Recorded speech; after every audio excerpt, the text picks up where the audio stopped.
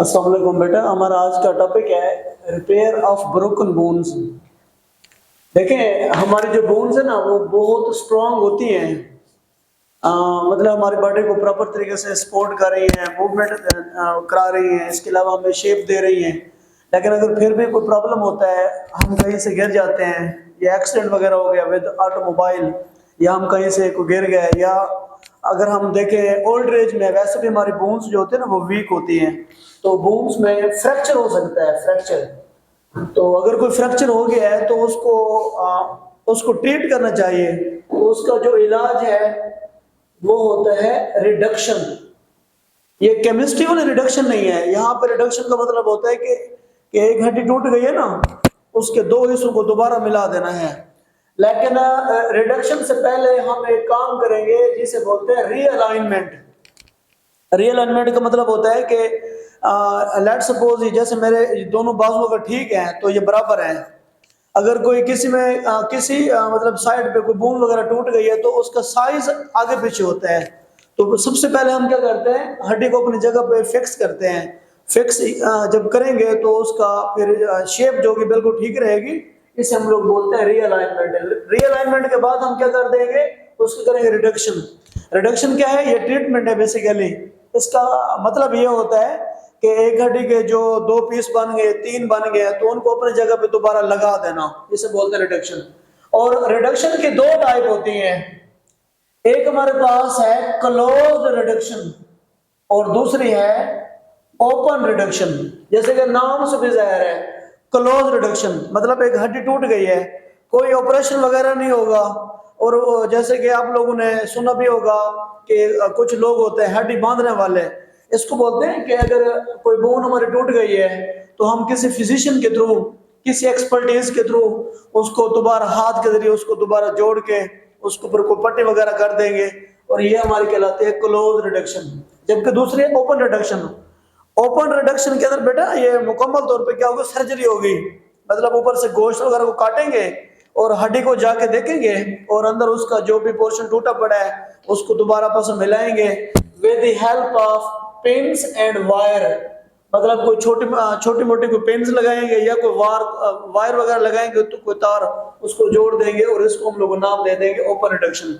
इन दोनों में जो फायदेमंद होगी वो यही होगी, क्योंकि क्लोज रिडक्शन के सम टाइम ना हमें साइड इफेक्ट मिलते हैं कि हड्डी शुरू में तो मतलब कि लग गई थी, लेकिन बाद में पता चलता है कि वो सही जगह पे नहीं लगी, उसके मूवमेंट या बॉडी की शेप चेंज हो गई।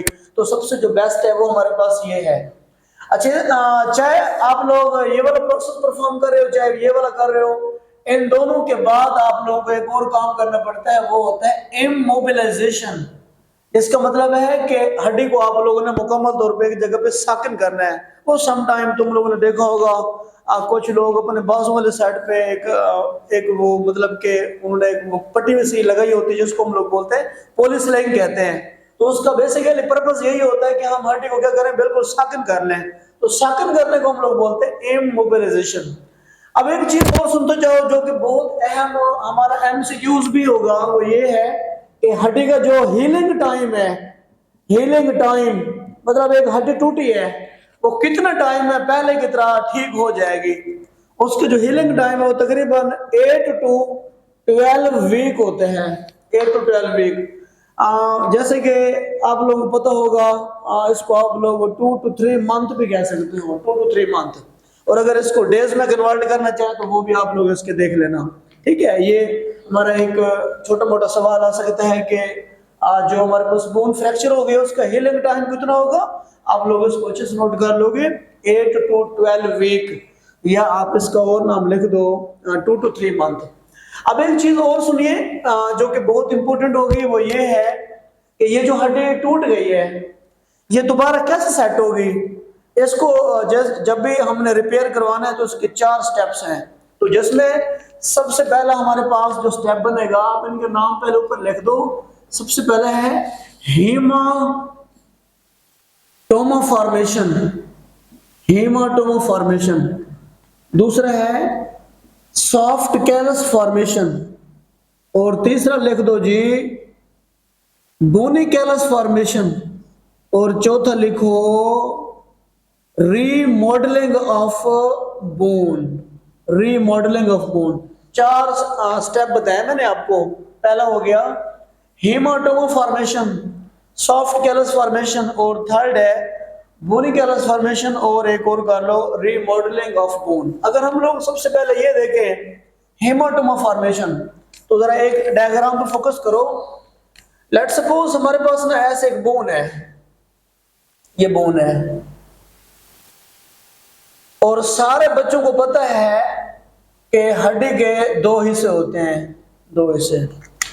जो बाहर वाला है ये वाला, इसे हम लोग बोलते हैं कॉम्पैक्ट बोन, और जो अंदर वाला हिस्सा है यहाँ पे छोटी छोटी कैविटीज थी, कैविटीज, और ये इसे हम लोग बोलते हैं स्पॉन्जी बोन।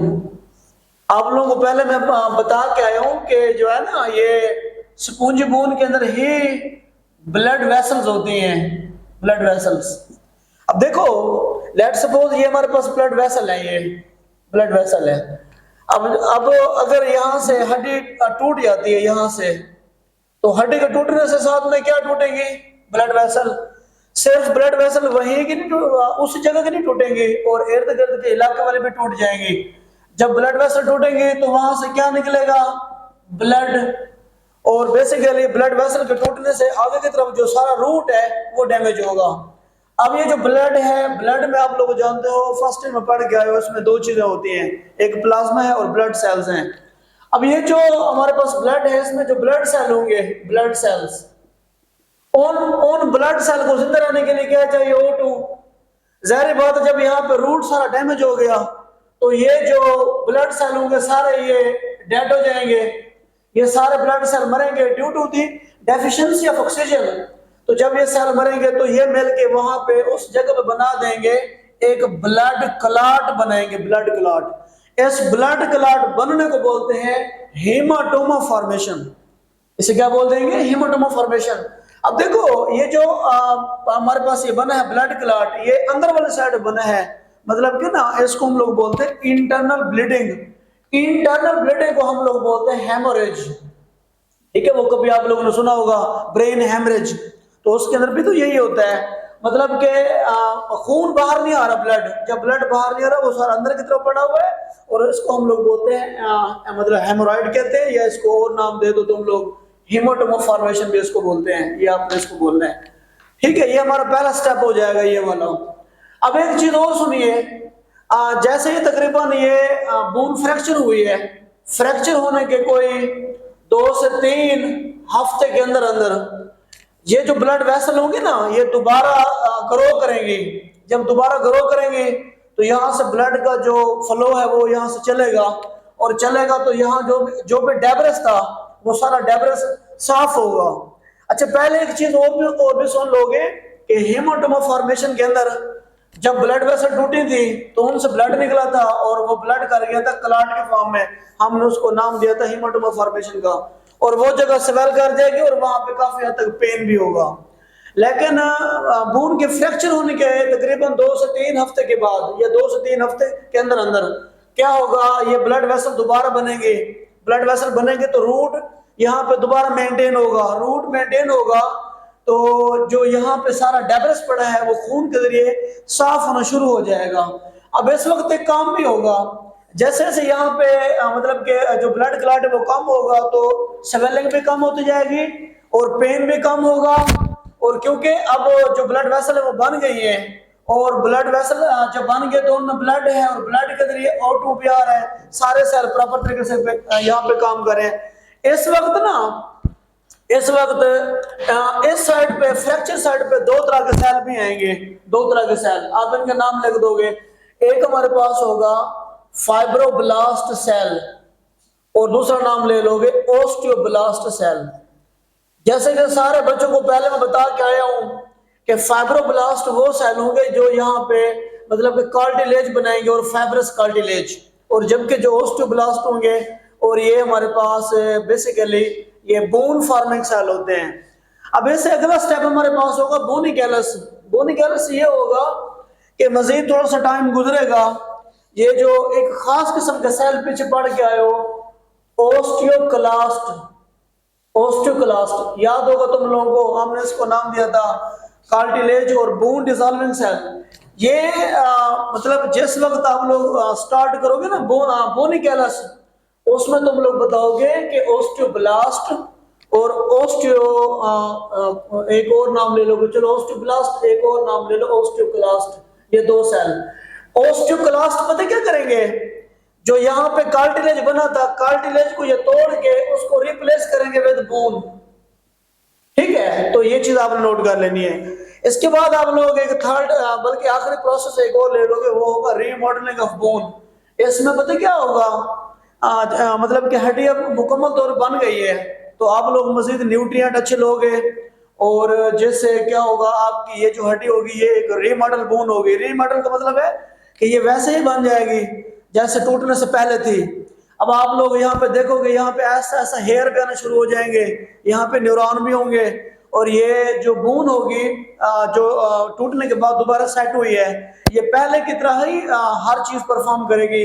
उसी तरह इसके अंदर टच भी होता है, उसी तरह बाल भी आ गए हैं और न्यूरॉन भी आ गए हैं, ब्लड वेसल भी हैं, और इस बोन को हम लोग बोलते हैं रीमॉडल बोन, और इस प्रोसेस को बोलते हैं रीमॉडलिंग ऑफ द बोन कहते हैं।